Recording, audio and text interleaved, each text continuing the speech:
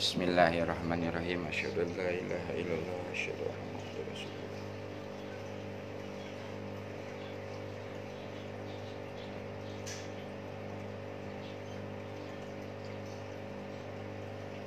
Assalamualaikum warahmatullahi wabarakatuh. Alhamdulillahirabbil alamin. Wassalatu wassalamu ala asyrofil anbiya'i wal mursalin wa ala alihi wa sahbihi ajma'in, amma ba'du. Sahabat-sahabat yang saya hormati, pertama-tama kita ucapkan puji syukur kepada hadirat Allah Subhanahu wa taala yang telah memberikan keistiqomahan kepada kita untuk kumpul di tempat ini untuk melakukan zikir nafas berjamaah dan diskusi tentang sadar Allah. Dan kita ucapkan puji syukur juga kepada Allah yang telah memberikan nikmat iman, Islam, ihsan kepada kita dan selalu memberikan kebahagiaan kepada kita sehingga kita bisa tetap berjalan untuk menuju kembali kepada Allah dengan jalan yang lurus. Salawat serta salam kita curahkan kepada Habibana wa Nabiyana Muhammad sallallahu alaihi wasallam. Mudah-mudahan kita adalah salah satu umatnya yang selalu menjalankan ajaran-ajaran beliau sampai yaumil akhir nanti. Oke, pada kesempatan pagi ini alhamdulillah di sini ada teman kita Pak Sunati dengan Ibu Tet. Nah, disensor. Namanya Ibu Tet disensor. Jadi alhamdulillah. Nah, ini pembahasan kita, materi kita pagi ini adalah memahami makna sensasi, terjebak sensasi di dalam aplikasi kehidupan sehari-hari. Banyak yang terjebak dalam sensasi ini karena di sini itu sangat tipis antara lurus ke Allah dengan ke selain Allah. Jadi setelah jiwa kita aktif sadar Allah itu memang benar-benar harus kita aplikasikan di dalam kehidupan, yaitu menjadi saksi Allah, abdi Allah, dan khalifah Allah. Tapi dalam proses ini kita itu akan diproses untuk murni dulu, untuk kemurnian dulu. Misalkan kita DN, murni nggak karena Allah, bersama Allah, untuk Allah. Kalau nggak murni, ya akhirnya terus muter-muter terus di DN. Udah murni DN-nya karena Allah, udah aktif kesadarannya, disadarkan oleh Allah. Nanti dalam aplikasinya itu benar-benar murni nggak karena Allah, bersama Allah, dan untuk Allah. Karena terkadang kita ini masih karena sesuatu, di mulutnya niatnya karena Allah, tapi di hatinya tujuannya selain. Nah, itu nanti diproses, dimurnikan oleh Allah. Nah, memurnikannya ini dalam aplikasi kehidupan itu dari pengalaman-pengalaman yang kita alami. Contoh misalkan, kita udah DN, kita udah sadar Allah, lalu di saat aplikasi kehidupan ada masalah. Ada masalah, lalu kita DN. Terselesaikan masalahnya setelah DN. Tiba-tiba keyakinan kita berubah jadinya kepada DN-nya, bukan kepada Allah. Sehingga apa? Di saat setiap ada masalah saya harus DN, setiap ada masalah saya harus DN. Jadi menuhankan DN. Nah, ini tipis. Lalu dilanjutkan lagi ada 3T, tasbih, tahmid, takbir. Metode ini untuk mempermudah memahami, tapi bukan untuk kita tuhankan. Kalau kita tidak murni melakukan apa metode itu, nah di situ akan akhirnya menjadi jebakan. Di saat kita memahami tasbih, tahmid, takbir, menerima, bersyukur, dan meyakini, kan gitu. Sehingga setiap ada masalah kita selalu berlarinya ke situ. Pakai 3T, pakai 3T. Awal pertama dikasih sama Allah, beres. Senang tuh. Nah, di saat senang itu terkadang kita lupa yang membereskan itu adalah, tapi kita menyadarinya adalah yang membereskan itu adalah 3T-nya. Nah, itu tipis sekali.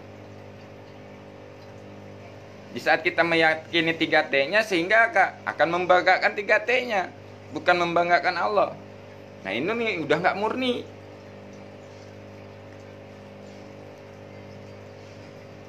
Makanya di level itu, di DN itu kan ada tuh 1, 2, 3, 4 sampai Sipgo. Sipgo itu menyadari kan, masuk di dalam kekuatan Allah. Sehingga apa? Kita menerimanya itu dengan kekuatan Allah, bersyukurnya itu dengan kekuatan Allah, meyakininya itu pun dengan kekuatan Allah. Tanpa kekuatan Allah kita nggak bisa menerima, kita nggak bisa bersyukur, kita nggak bisa meyakini. Jujur aja, bertahun-tahun kita belajar tentang sadar Allah, tapi dalam keyakinan aplikasi masih ragu nggak? Masih. Nah itu. Padahal udah sering dibuktiin nih bahwa Allah itu dekat, ditolong. Masih ragu aja, nyari lagi. Tuh proses pemurnian. Gimana kita tahu sadarnya murni? Ya di saat diproses itu kita selalu sadar Allah. Sadar ini semua, ini yang dialami ini proses yang harus saya lewati, yang harus saya lalui. Punya bisnis, ya kan? Oh, saya sudah ada sadar Allah nih. Dengan bangga diri. Ya kan? Masuk bisnis. Ternyata bisnisnya bangkrut. Ya kan? Mulai itu goyah lagi keyakinan. Lari ke amalan. Lari ke orang yang dianggap sudah sakti, sudah hebat. Terjebak lagi di situ kita. Allahnya sehingga dilupakan, diabaikan. Tapi begitu sadar, oh iya, saya udah nggak murni lagi ke Allahnya ini, masih karena sesuatu. Itu tuh termasuk pemurnian. Nah, pemurnian. Proses lagi, sadar lagi. Tapi ntar nggak sadar lagi. Tapi di saat nggak sadar itu kita sadar, jiwanya menyadari bahwa saya ini sedang nggak sadar. Akhirnya apa? Kembali ke Allah, sehingga sadar Allah lagi. Ini dalam proses kemurnian pun bertahap. Ini udah murni pertama nih, udah murni tahap pertama misalkan. Udah hanya Allah, karena Allah, bersama Allah, untuk Allah gitu. Itu timbul godaan-godaan, penawaran-penawaran dari Allah. Nih kamu mau nggak saya jadiin kepala bank? Contohnya gitu. Ini udah lurus ke Allah nih, udah murni ke Allah. Tiba-tiba ada tawaran, mau nggak jadi kepala bank? Mau nggak kamu mimpin pondok pesantren? Mau nggak kamu ini? Mau nggak kamu itu? Nah ini tawarannya jabatan, harta, tahta, wanita. Nah, ini ditawarkan ini. Karena udah murni nih, udah murni Allah nih, datang itu. Kalau enggak tetap sadar ke Allahnya, itu akan terjebak dengan itu. Walaupun Allah yang beri gitu loh. Yang dicontohkan oleh Nabi itu kan setelah Mi'raj, setelah dapat perintah sholat segala macam kan menjalani kehidupan biasa lagi tuh. Dia ngalamin susah juga, ya kan? Ngalamin ketidakmampuan, sampai ditawarkan sama Allah, Muhammad, mau nggak nih gunung saya rubah jadi emas untuk kamu? Apa jawaban Nabi Muhammad? Nggak usah ya Allah, aku menerima semua kehendakmu, ketentuanmu saat ini. Coba kalau kita yang ditawarin kayak gitu, pasti kan? Iya ya Allah, rubah aja, nah, kan gitu. Nah itu terjebak kita di situ. Sesungguhnya Allah itu akan memberi walaupun kita tidak meminta. Dan itu istilahnya kalau dibilang ujian, ya itulah ujiannya. Di saat udah murni pun diuji kemurniannya. Bener nih kamu murni karena aku, kata Allah. Iya, tapi begitu disodorin duit 2M, blek 2M nih. Nah, 2M apa Allah? Mikir lagi, ya kan? Ya 2M lah, nyata ini kan gitu. Akhirnya apa? Sibuk dengan urusan duit 2M ini, sibuk mengatur perusahaan, ngatur ini, ngatur itu. Allahnya dikemanain? Nah, itu awal pertama kemurnian. Kalau bagi yang udah punya keilmuan, kemewahan gitu, itu diujinya begitu di saat mau dimurnikan. Ditawarin lagi. Kalau yang bodoh ditawarinnya keilmuan. Mau nggak kamu jadi ahli di bidang ini? Mau. Oh, udah jadi ahli, jadi di mursyid, jadi ini, jadi itu. Mulai deh tuh kacau. Ya kan? Nah, itu yang disebut jebakan. Terjebak dalam sensasi di saat untuk dimurnikan. Nah, ketika ada tawarannya bahwa Allah atau materi sama kita tetap memilih Allah, itu tanda-tandanya seperti apa? Nah, itu menggunakan kesadaran. Di saat ada penawaran, kita sadari dulu. Ini dari Allah nih. Kita kembalikan dulu ke Allah. Apakah ini terbaik untukku ya Allah? Kalau memang yang terbaik, tolong bimbing ya Allah agar aku tidak lupa denganmu. Dengan dititipkan ini. Nah, itu yang harus dikomunikasikan. Jangan merasa, wow ya karena dekat Allah dapat ini gitu loh. Sehingga apa? Lupa di situ. Jadi komunikasikan dulu, nanti kalau memang benar-benar dari Allah, dibimbing tuh. Jadi tetap enggak fokus ke titipan itu tadi, tapi fokusnya kepada yang memberikan titipan. Jangan sampai salah paham nanti kita di saat kita menggunakan titipan ini. Kita dikasih kepercayaan, tapi kita salah gunakan kepercayaan itu. Itu.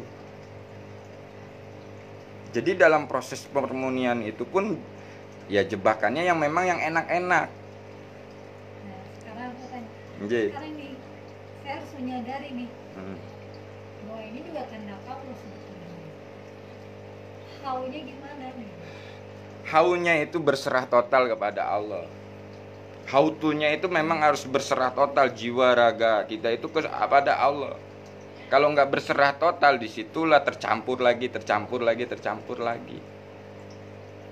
Nah, berserah total pun harus karena Allah, bersama Allah, untuk Allah.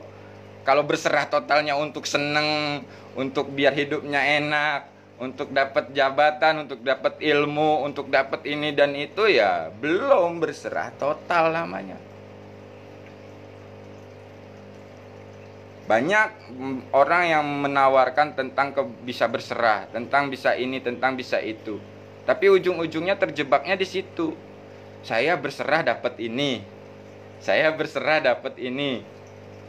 Dapat kemampuan ini. Nah, akhirnya malah diakui. Karena apa? Nggak dikembalikan ke Allah.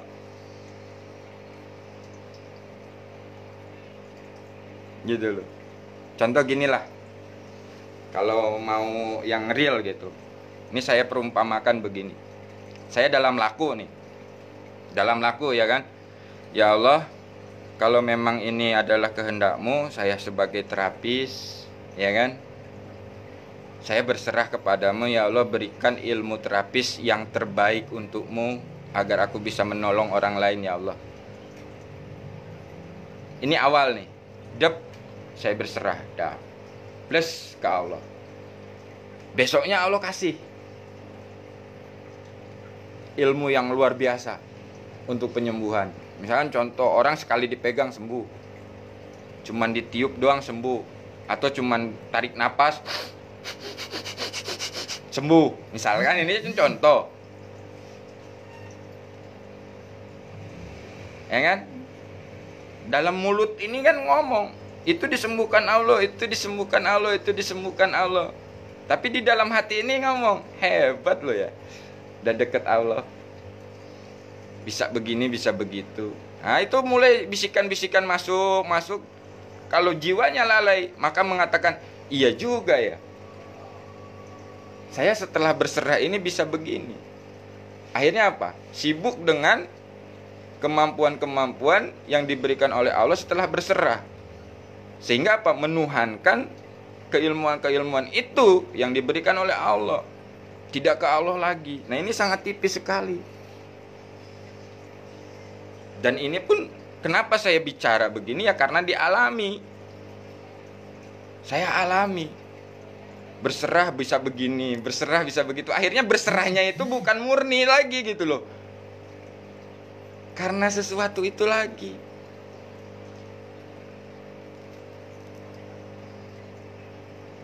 Kalau berserah total murni itu menerima semua ketentuannya. Di saat kita dikasih cobaan, kita terima, kita berserah jiwa raga kepada Allah dengan cobaan yang diterima ini. Lalu kita minta petunjuknya, apa yang harus dilakukan. Nah setelah dapat petunjuk, kita melakukan apa yang diperintahkan sesuai dengan petunjuk-petunjuk Allah. Tiba-tiba masalah ini selesai ini. Nah di saat masalah ini selesai, jiwa kita itu menyadari yang menyelesaikan itu Allah, bukan usaha kita. Nah itulah yang disebut berserah total yang sesungguhnya. Sudah tidak ada pengakuan apapun. Jadi dia tidak berbangga diri karena sudah berserah sehingga selesai masalahnya. Tapi dia menyadari di saat berserah mengikuti perintahnya, masalahnya diselesaikan Allah, sehingga terus ke Allah.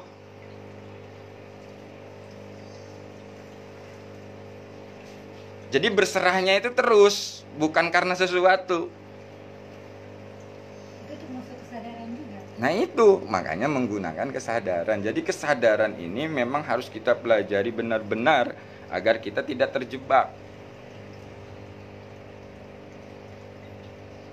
Makanya gini, di saat kita menyadari Allah dekat, itu bukan dibayangkan, dipikirkan Allah yang dekat itu seperti apa. Bukan begitu. Jadi menyadari Allah yang dekat itu adalah meyakini keberadaannya, nggak usah dibayang-bayang, gitu loh. Yakini saja dia memang Allah dekat, udah. Dekatnya seperti apa ya, mboh, nggak ngerti saya, gitu loh. Karena Allah itu laisa kamitslihi tadi, nggak bisa diserupakan. Kalau masih bisa diserupakan ya bukan Allah, gitu loh. Makanya banyak orang yang terjebak dengan apa, menyerupakan Allah dengan makhluk. Iya, karena saya merasa bahwa visualisasi saya tuh walaupun tidak dalam keadaan, tapi visualisasi itu dalam pikiran bahwa oh saya sudah. Nah itu Yang mesti Allahnya hasil pikiran sendiri, sehingga apa, menuhankan diri sendiri. Gini loh, pakai kesadaran kita ya, kita sadari Allah menciptakan langit dan bumi dan seisinya agar kita itu mengenal Allah. Nah manusia ini adalah ciptaan Allah yang sangat luar biasa, sangat sempurna, sehingga diberikan amanah sebagai khalifah, ya kan? Nah manusia ini diberikan sedikit kuasa oleh Allah karena ditiupkan ruh. Ruh ini milik Allah. Nah di saat ruh itu masuk ke dalam jiwa raga manusia, di situ aktiflah kan gitu ya, penglihatan, pendengaran, perasaan, semua berfungsi. Organ-organ yang ada dalam tubuh kita, akal, pikiran, segala macam itu berfungsi. Nah kalau kita fungsikan sesuai dengan fungsinya, maka akan menjadi khalifah, wakil Allah. Tapi kalau tidak kita fungsikan itu sesuai fungsinya, maka akan lebih jahat daripada iblis, lebih jahat daripada setan, lebih jahat daripada hewan. Tapi kalau kita fungsikan akan lebih mulia dari malaikat, gitu loh. Itulah kelebihan yang namanya manusia yang diciptakan Allah. Pertolongan Allah itu bukan Allahnya turun ke bumi terus nolongin situ, bukan begitu. Allah itu kan tidak bertempat, ya kan? Allah itu tidak ada di suatu tempat, tapi semua tempat itu milik Allah, kan itu. Nah, sang pemilik ini yang tidak bisa diserupakan dengan apapun, terus kita masih serupakan, berarti terbatas. Kita memang diciptakan otomatis gitu ya. Yang namanya otomatis itu ya nggak manual, nggak harus gini harus gitu, udah otomatis, udah bisa begini bisa begitunya, memang otomatis Allah ciptakan seperti itu. Secara syariatnya orang yang belajarnya rajin, taat dengan ini segala macam, maka jadi pinter, jadi pengusaha, jadi ilmuwan, jadi apapun gitu. Tapi jangan melupakan kehendak Allah yang maha tadi. Bagi Allah, jika Allah berkehendak kepada makhluknya yang enggak belajar pun, kalau Allah berkehendak jadi ilmuwan, jadi ilmuwan. Paham ya? Nah, jadi itulah kehendak-kehendak yang di luar nalar kita. Jangan sampai kita membatasi kekuasaan Allah dengan akal pikiran kita. Jadi kalau masih bisa diserupakan, itu bukan Allah. Masih bisa dibayangkan, itu bukan Allah. Masih bisa diperumpamakan Allah ini begini begitu, itu bukan Allah. Ada yang mengatakan Allah itu cuma nama, gini segala macam. Ya karena belum kenal. Kalau udah kenal ya Allah itu bukan sekedar hanya nama. Contohkan aja sekarang gini, Nardi. Ini untuk makhluknya. Namanya Nardi. Nardi itu yang mana? Kan keseluruhannya. Ada zatnya, ada sifatnya, ada perbuatannya, kan gitu. Saya kenal Pak Nardi baru sehari 2 hari. Ngaku-ngaku kenal karena Pak Nardi ini jenderal misalkan. Wah, bangga-banggakan Pak Nardi di masyarakat. Ada fotonya nih. Anda baru kenal. Nah, itu sifat manusia. Selalu membanggakan yang istilahnya cuman hanya tahu sedikit. Nah, kalau di saat kita mengenal Allah, itu adalah sebuah proses bagaimana hamba ini mengenal Tuhannya yang maha mengatur, maha segalanya. Sehingga mengakui ketidakmampuannya, bukan mengakui mampunya. Kan itu. Kenapa saya kemarin bikin status? Titik awal sadar Allah itu ada titik awal perjalanan menuju kembali kepada Allah. Kenapa saya bilang titik awal? Karena dulu saya nggak sadar, gitu loh. Begitu sadar baru saya paham, oh ini perjalanan kembali kepada Allah itu.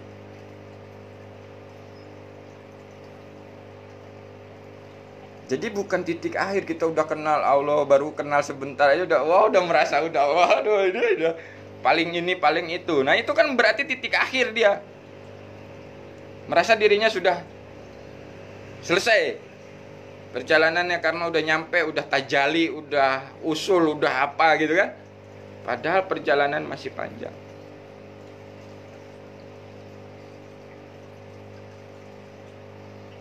Jadi disitulah kita baru paham, oh yang menyesatkan Allah, yang meluruskan Allah itu baru paham kita di situ. Kalau sudah dalam proses. Yang membuat kita sadar nggak sadar pun ya siapa? Nah, sehingga bergantungnya benar-benar bergantung pada Allah. Pernah kita belajar ketuhanan, sehingga kita diberikan kemampuan bisa ini bisa itu, ya kan? Dianggap oleh semua manusia, dibanggakan. Nah, kalau enggak kuat lurus ke Allahnya, di sini sudah menjadi apa? Kita itu menjadi Tuhan untuk orang lain.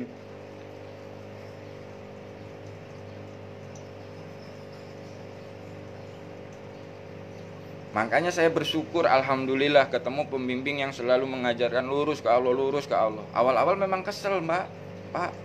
Di saat nanya, Pak, saya gini-gini, ya udah lurus ke Allah. Maksudnya apa sih ini? Nggak ada penjelasan sama sekali. Dan ternyata di sini baru saya paham. Yang ngasih paham tuh Allah, bukan guru pembimbing. Terkadang kita pas lurus ke Allah, guru pembimbing menceritakan baru paham gitu. Oh, laku saya yang kemarin ini begini, maksudnya tuh ini. Nah, itu melalui itu bisa Allah itu. Tapi tanpa melalui itu pun Allah bisa memahamkan kita gitu loh. Makanya jangan sampai terjebak kita pada guru. Kan gitu. Kalau terjebak pada guru, akhirnya selalu ya begitu. Tergantung. Lalu kecewa di saat nggak sesuai. Gitu loh. Kalau kita menyadari guru kita itu pun sedang diproses oleh Allah, jadi ada apapun kesalahan di guru kita, ya kita sadar dia manusia sama seperti kita yang sedang diproses. Nggak bakalan akhirnya jadi benci, jadi menjauh, jadi segala macam. Cuman kan di sini itu ya bedanya, dia diproses duluan, kita baru diproses, kan gitu aja. Untuk menuju ke situ.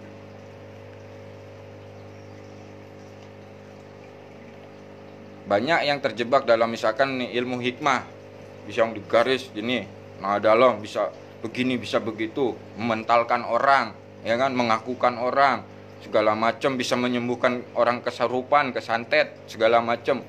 Wah, dalam mulutnya kan ini semua Allah, ilmu Allah.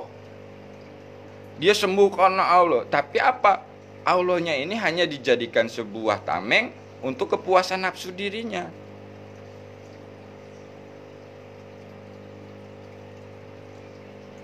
Dalam hatinya itu kan, kalau nggak ada gue nggak sembuh ini.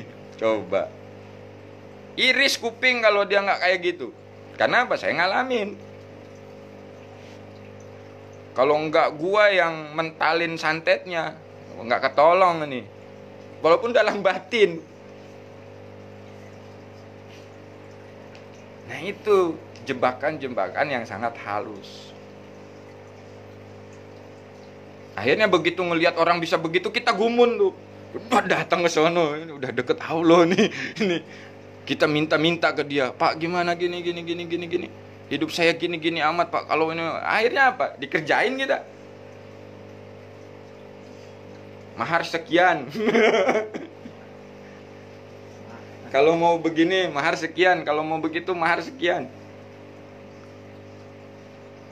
Beneran itu mah sakti bisa narik emas segala macam. Terus apa gunanya? Ya kan? Oh dia bisa nerawang, bisa ini, bisa itu. Lah terus apa gunanya untuk hidupmu itu? Kalau udah bisa begitu, ujung-ujungnya nipu kok. Kalau ada pengakuan begitu, saya bisa terawang, saya bisa rago sukmo, misalkan, ya kan? Yang jadi pertanyaan itu, bisa rogo sukmo itu manfaatnya apa untuk hidup kamu? Nggak tahu lah. Terus untuk apa kalau nggak tahu? Pasti ujung-ujungnya apa? Begitu diakui bisa begini, bisa begitu, datang orang, kan? Caranya gimana kalau bisa begitu? Ya maharnya sekian kalau bisa begitu. Kamu lakukan puasa ini, kamu lakukan zikir ini. Manfaatnya paling untuk itu, kan? Ya berarti ngapusi, ngebodohi. Nah sedangkan kita ini sedang diproses bagaimana caranya agar menjadi makhluk yang mengenal Tuhannya dan mengikuti kehendak Tuhannya. Bukan berarti kita nggak boleh berguru, bukan berarti kita nggak boleh belajar setelah kita lurus ke Allah ini. Di saat kita belajarnya, di saat kita bergurunya itu kesadarannya menyadari menjalankan perintah Allah. Sehingga apa? Tidak nyari-nyari ilmu, tidak ngejar-ngejar ilmu gitu loh. Tidak menuhankan mursyidnya gitu loh. Belajar dari Allah. Saya silaturahmi ke mursyid-mursyid yang dianggap hebat itu ya perintah Allah, bukan karena saya ingin ngelihat dia ilmunya. Paham nggak? Makanya tipis sekali di sini di saat kita karena Allah dan bukan karena Allah. Kadang-kadang mulut karena Allah, hatinya itu bukan karena Allah, masih ada tujuan lain. Saya mau datang ke Kiai Anu karena Kiai Anu itu udah profesor, udah ini, udah itu, udah ini, dan dia pengalamannya luar biasa begini begitu kan, sehingga biar saya itu bisa begini bisa begitu. Nah itu di situ udah jelas. Walaupun ngomong mulut ya saya karena Allah kesananya, tapi di hatinya ini nggak bisa dibohongi. Makanya mubeng terus. Dan akhirnya begitu tidak ada sesuatu yang tidak sesuai dengan pemahaman gurunya, marah dia. Nggak sesuai, guru saya bilang begini, nggak bisa begitu. Nah akhirnya di situ kan menuhankan. Kemarin saya dengerin ceramah nih. Cuman saya kan kalau kesadar Allah gitu ya. Ada Habib, biasa saya ikut pas ngaji pas banget. Wah kan lah, jadi dia mengerti. Karena ini bicaranya bukan karena Allah, saya gini masalah, carilah orang-orang yang beriman, carilah orang ini. Mati saya kenapa kagak lari ke Allah? Itu Habib bicara, profesor dokter bilang Habib baik seperti itu. Berarti kalau kita pakai sadar Allah, ya kita sadar Allah. Cuma kalau yang nggak pakai sadar Allah, mungkin ikut jalur itu. Kalau saya kalau ngaji begitu, oh ya Allah, saya bilang astagfirullahaladzim. Kenapa? Yang saya ngaji kan kata nggak sinkron, jadi dia marah itu dia malah bisa lagi banyak masalah, malah sebenarnya bukan lagi pinter ke Allah. Nah gitu. Kalau orang pinter itu hanya membimbing arahnya, cuman dia difokusin ini hanya ke orang ini, bukan ke Allahnya yang sebutin. Nah itu yang saya berontak gitu, gitu. Makanya alhamdulillah sih dari sini kita juga bisa mengoreksi itu. Maksudnya jadi kita jangan lari ke arah sana, ya. Jadi kita bisa istighfar gitu kan. Nah gitu. Bapak ini yang Bapak siapa? Pak Nardi. Pak Nardi yang Bapak tadi sebutkan itu beberapa tahun lalu itu sampai sekarang saya ngalamin ketemu sama orang yang banyak tidak sinkron dengan ini bukan kamu. Saya nggak nolak, saya akan pergi gitu. Itu beberapa tahun lalu sebelum ketemu Pak Kur, sebelum ketemu Buya Sakur. Tapi ya karena ada ruang kosong yang saya belum terisi, saya tuh mencari gitu. Kalau kita kan tak sadar Allah aja gitu yang Betul. kita cari astagfirullahaladzim gitu. Dulu, tapi sekarang Alhamdulillah ya. Sudah ketemu ternyata Itu. oh, itu ternyata sadar Allah. Iya, jadi setelah sadar Allah itu bukan berarti nggak boleh belajar kitab kuning, bukan berarti nggak boleh sholawatan, bukan berarti nggak boleh mengikuti pelajaran-pelajaran yang lainnya, bukan. Tapi kita harus menyadari di saat kita baca kitab kuning ini karena apa, gitu loh. Kalau udah karena Allah, bersama Allah, untuk Allah, ya jalankan saja. Karena memang itu sudah diajarkan. Tetap kita itu jangan merasa puas. Dalam arti kata ilmu ini tuntutlah ilmu dari semulai kita dari buayan sampai akhir liang lahat, kan gitu kata-katanya. Dan di sini memang nggak ada yang bisa nunjukin Allahnya. Siapa yang bisa nunjukin Allahnya? Walaupun dia sekelas Habib, walaupun dia sekeras apapun itu, nggak bisa nunjukin. Makanya kalau yang benar lurus itu akan dikatakan sesat, ya sama dengan Rasulullah di saat menceritakan apa yang dialaminya, kan gitu, kepada umatnya, ternyata malah dianggap gila, kan gitu. Nah disinilah kita diberikan sebuah kesadaran itu, kita untuk menyadari tujuannya apa. Kalau sudah tujuannya bukan Allah, ya sudah, gitu loh. Kita dipahamkan, oh ya sudah, istighfar kita. Ya tapi ya bukan menyalahkan, itulah semua proses yang harus dilewati. Jadi kita tahu gitu. Nah, orang-orang permasalahan tinggi pun dia nggak bisa kita gitu. Maksudnya kita nggak ini masih bisa arahnya, masih bisa. Nah itu makanya di saat kita akui kita disadarkan Allah pun di situ akan jadi jebakan. Jebakannya apa? Jebakan tentang rasa tadi, merasa sadar Allah, yang lain nggak sadar Allah. Nah, meremehkan bagi yang tidak sadar Allah. Di situ pun menjadi jebakan. Di jebakan apa? Keakuan diri tadi. Jadi yang benar gimana? Ya sudah, disyukuri saja. Yang belum, ya doakan agar bisa menjadi sadar, gitu loh. Nggak perlu kita rendahkan, nggak perlu kita hinakan. Karena di saat ada rasa itu, saya pun terjebak pernah dengan rasa seperti itu, Kang Pak Nardi. Wah, udah mulai gini, ini akhirnya meranehkan gitu. Tanpa sadar itu di dalam hati itu. Nah, itu ternyata jebakan-jebakan yang semakin lama semakin halus.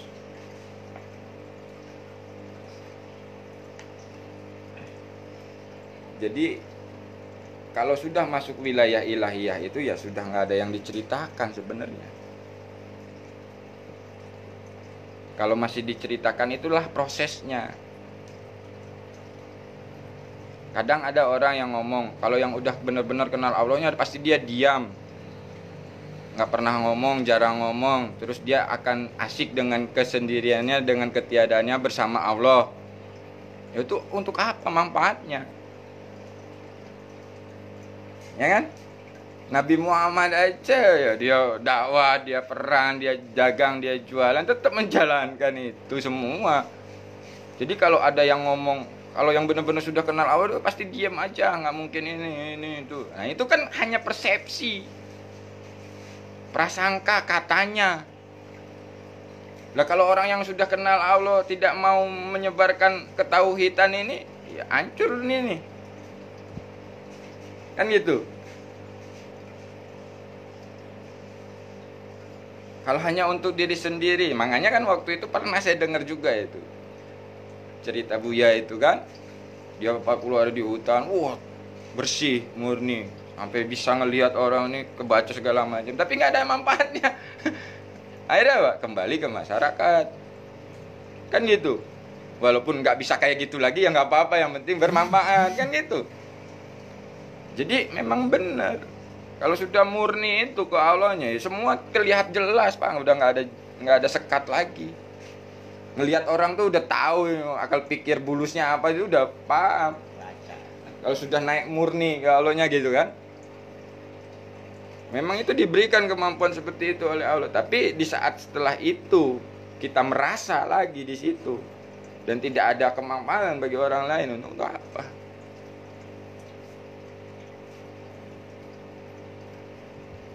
Jadi nggak ada kata sampai di sini. Jadi ada kata sampai itu sesungguhnya itu awal pertama. Orang yang udah wusul, sesungguhnya itu dia pertama itu. Perjalanan yang awal yang sesungguhnya setelah wusul itu. Setelah bertajali.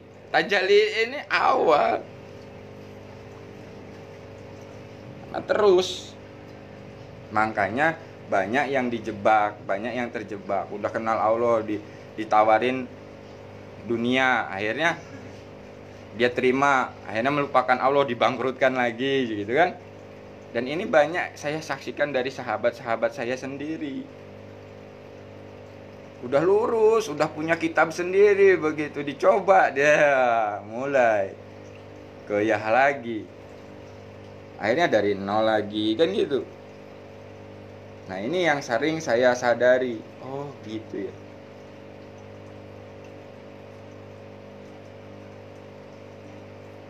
Jadi kita jangan sampai terjebak dengan sensasi-sensasi itu. Tapi walaupun kita mengalami, itulah cara Allah agar kita memahami.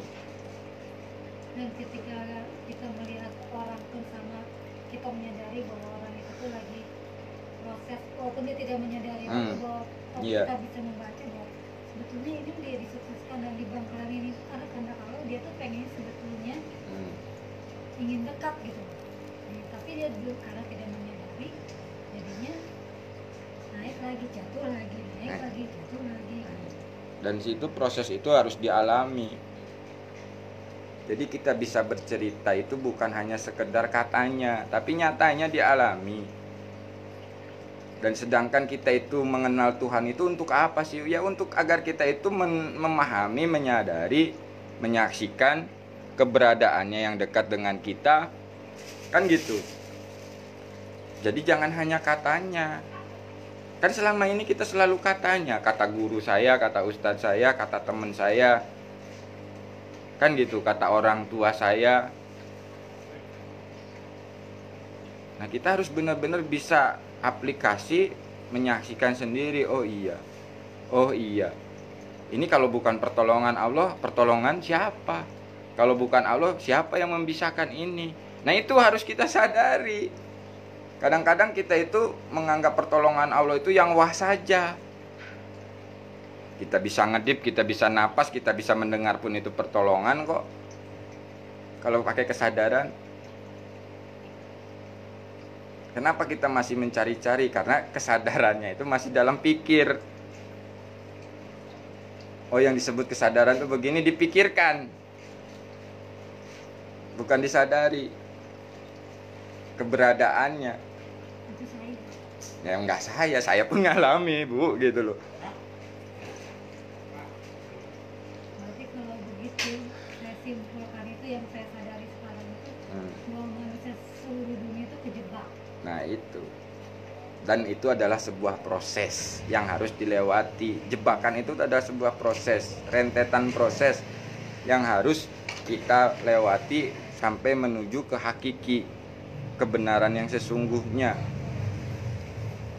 Berarti saya sadari juga bahwa semua itu terjebak dengan sebetulnya kalau Islam sendiri ada ini, jadi saya ke agama Islam ada mazhab, ada ini dan sebagainya itu semua terjebak sebetulnya. Kita satu lagi intinya, ya satu ya Allah itu. Nah, itu. Nah, ini kan kita itu belajar bagaimana kita memahami petunjuk perintah dalam aplikasi kehidupan sehari-hari. Caranya bagaimana? Ya, kesadarannya itu nyambung terus. Bagaimana cara menyambung terus kesadarannya? Yaitu dilatih. Bagaimana cara ngelatihnya? Harus nekat. Buktikan sendiri. Jangan minta bukti dari orang lain. Kalau minta bukti dari orang lain, tetap situ pasti kecewa. Karena apa? Yang ngalamin orang lain, bukan diri kita sendiri. Iya. Kalau udah diri kita sendiri kan baru ngerasa, oh iya ya, ini tuh pertolongan Allah, ini tuh kasih sayang Allah, ini tuh kehendak Allah pada diri saya, bukan pada orang lain. Nah, dalam proses itu walaupun satu guru satu ilmu ya nggak sama. Dari sekian ribu satu mursyid itu nggak bakal sama. Gitu loh. Kalau orang yang menuhankan mursyidnya begitu salah akan menyalahkan mursyid, kan gitu. Padahal ya mursyidnya mah nggak salah, ngajarin yang benar, caranya yang benar, ngasih tunjuk yang benar. Kamu ke Allah, masih kayaknya tetap gontel lagi kan gitu.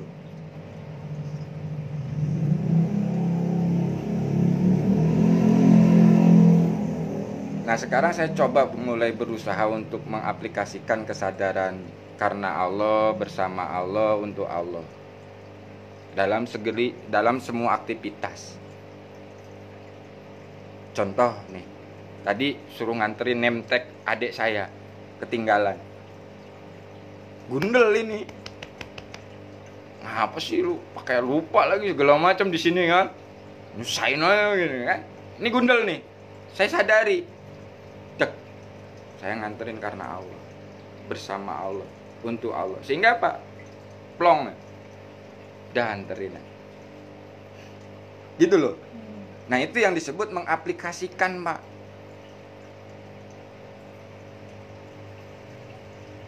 Gitu loh. Dan ini sering saya alami.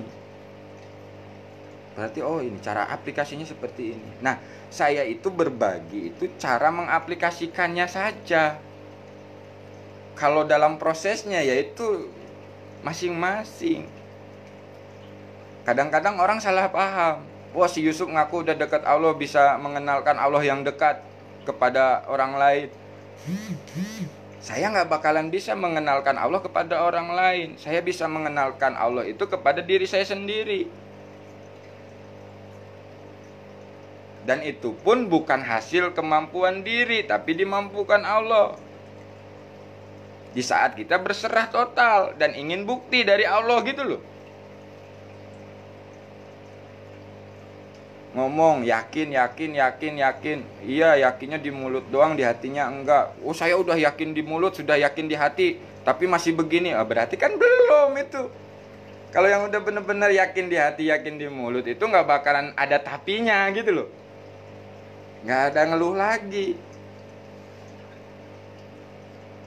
pasti dijalani sesuai dengan kehendaknya. Jadi tidak akan membanding-bandingkan Allah dengan yang lain.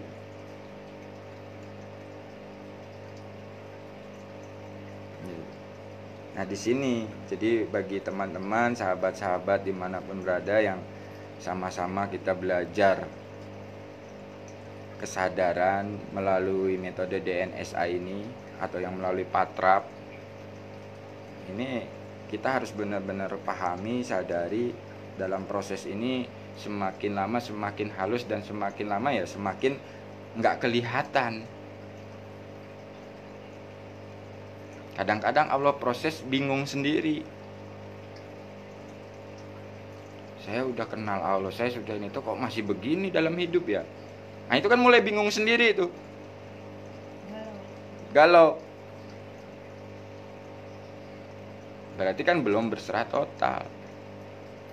Dan sesungguhnya di saat kegalauan itu Allah itu sedang ngajarin, emang kamu tuh gak bisa apa-apa. Kenapa kamu masih ngaku bisa? Kan itu. Coba sadari, duduk diam, sadari berapa detik aja. Napas dinapaskan, lihat diperlihatkan, dengar diperdengarkan, gerak digerakkan. Bisanya apa? Nah itu. Kalau udah sadar ke situ, sadar lagi nggak ke Allah yang membisahkan? Nah, itu maksudnya. Sehingga apa ya? Langsung menjalani lagi. Diakui, disadari, dikembalikan, lalu dijalanin.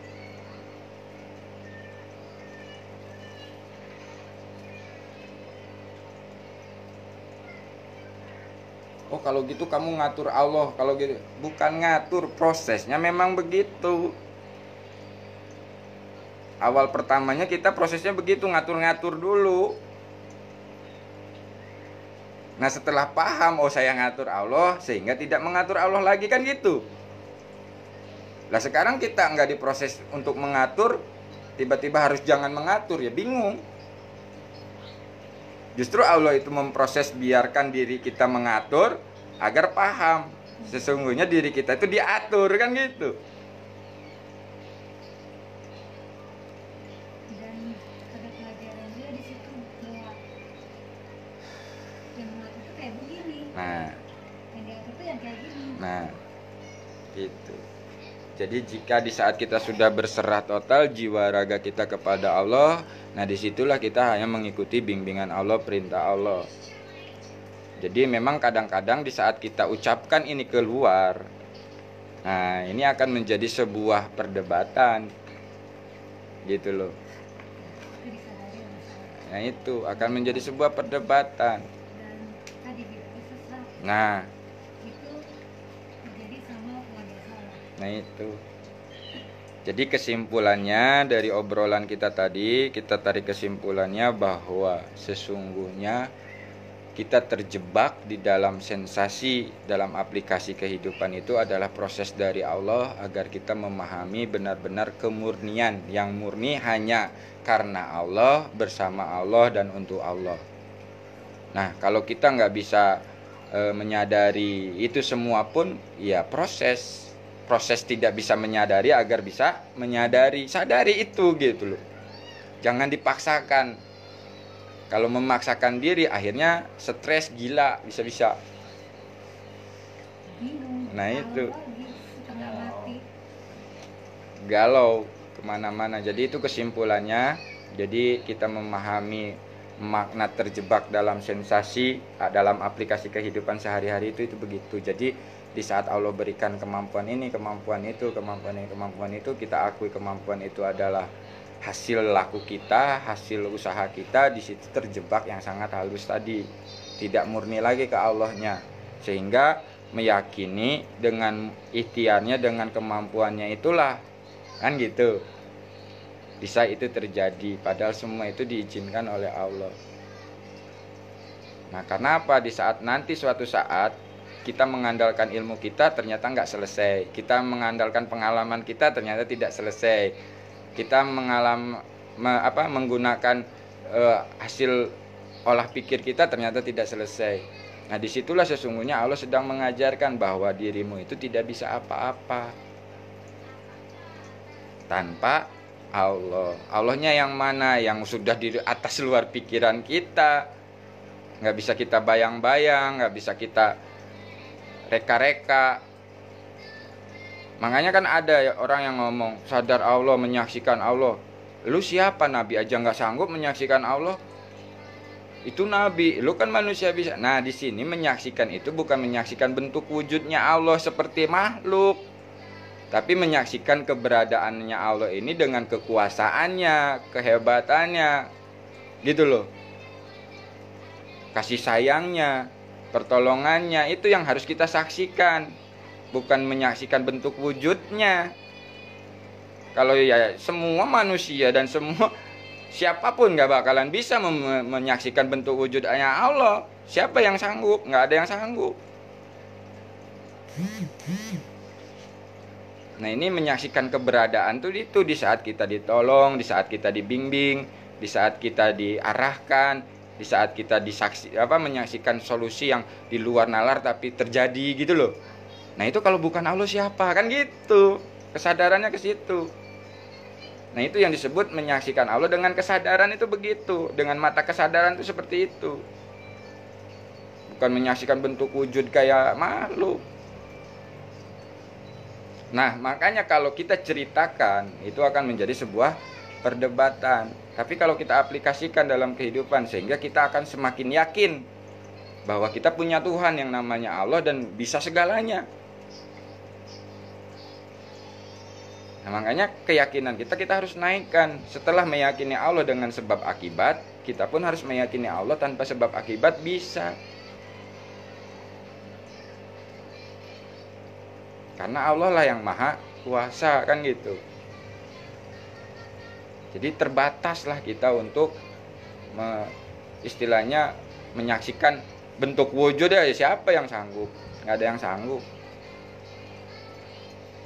Jadi mengenal Allah itu bukan mengenal kayak saya mengenal Pak Sunardi atau mengenal jenengan, Bu.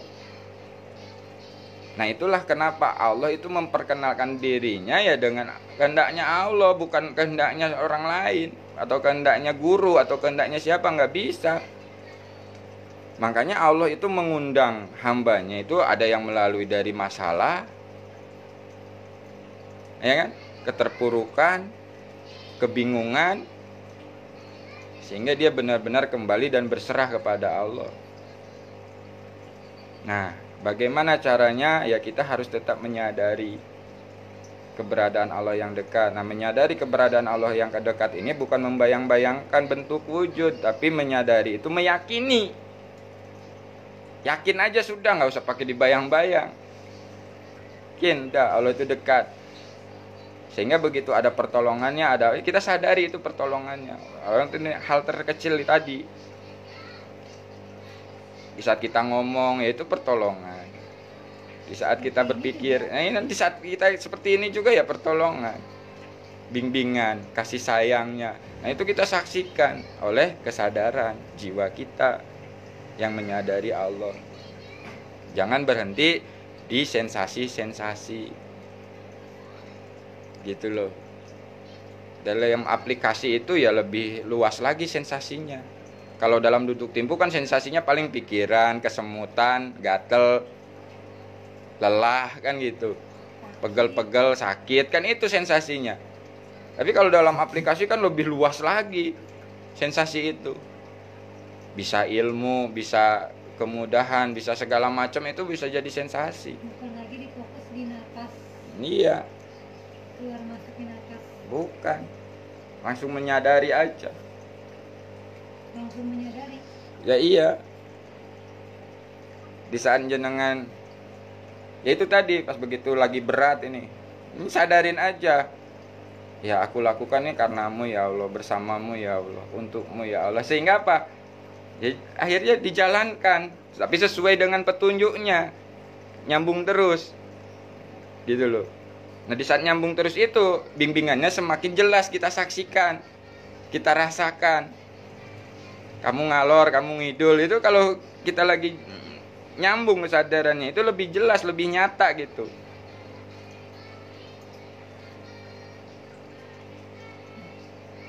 Jadi nggak nanya-nanya lagi, nggak ini dari Allah apa bukan ya? Nggak gitu lagi. Kalau udah nyambung, kalau udah jelas. Yang tadi Pak Nardi rasakan, awal-awalnya memang begitu. Pas lagi susah, sulit, nggak ada buat bayar listrik, ya kan? Sholat, zikir, terus begitu nyambung kan? Ya Allah, aku butuh uang ini untuk ini kan gitu. Tiba-tiba digerakkan mukanya, nengok beras, ya kan? Wih, ya, beras jual udah. Nah ini kan kesadaran yang istilahnya bukan pakai bahasa verbal. Jadi tanpa ada ucapan, tanpa ada bisikan, tahu-tahu sadar aja gitu, paham aja perintahnya. Oh ini disuruh jual. Tapi kan kesadarannya menyadari yang suruh jual Allah. Tiba-tiba orang tuh mau belinya. Tiba-tiba ya nggak banyak tanya gitu, ya udah bawa sini bayar. Nah, tapi jiwa itu menyadari inilah pertolongan Allah, gitu loh. Sehingga tidak mengakui ya gua karena jual beras kan gitu. Tapi inilah petunjuk-petunjuknya yang memang harus dijalani. 3T termasuk. Ya termasuk situ 3T. Makanya kalau tanpa kekuatan Allah kita nggak bisa melakukan apa-apa. Kita sadari aja itu. Dikasih tugas yang berat begini begitu ya sadari tugas ini dari Allah, terima udah, kembalikan. Yang bisa menyelesaikan ini ya Allah. Tapi kita bukan diem, ngikuti perintahnya. Di saat kita ikuti perintahnya, petunjuknya, tiba-tiba selesai kan, di situ sadar, oh iya benar, memang Allah selesaikan. Walaupun nggak selesai, memang Allah belum mau menyelesaikan. Jadi nggak kecewa gitu loh. Ikuti lagi perintahnya yang lain, gitu loh. Sampai benar-benar kita menyaksikan yang memberi masalah Allah, yang menyelesaikan Allah. Di situ menjadi sebuah keyakinan bahwa Allah itu dekat dengan kita. Nah jadi itu sekian. Mohon maaf apabila ada ucapan atau kata-kata yang salah. Mudah-mudahan kita ada selalu dalam bimbingan Allah dan lindungan Allah dalam kehidupan kita sehari-hari. Sekian dari saya. Wassalamualaikum warahmatullahi wabarakatuh.